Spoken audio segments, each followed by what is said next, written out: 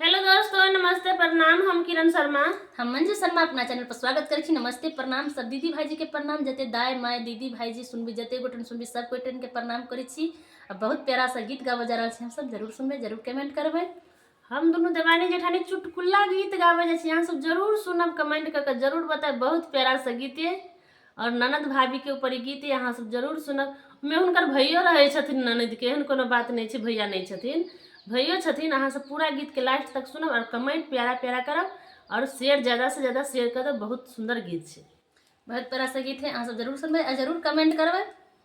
दिन में देखली करिया बाला मुहार, रात में देखली गोर छोटी रे नाना दी। दिन में देखली करिया बाला मुहार, रात में देखली गोर छोटी रे नाना दी। जिया धक्का धक्का करैया मोर छोटी रे नाना दी।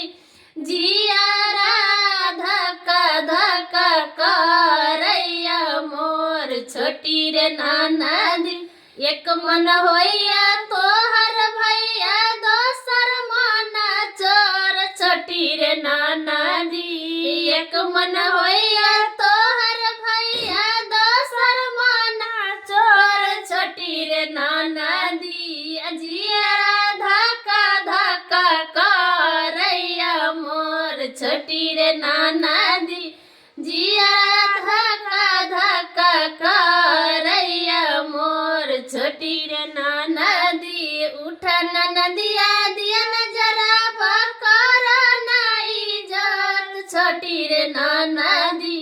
उठन नदिया दिया नजरा बकर नाई जात छोटी रे नाना दी।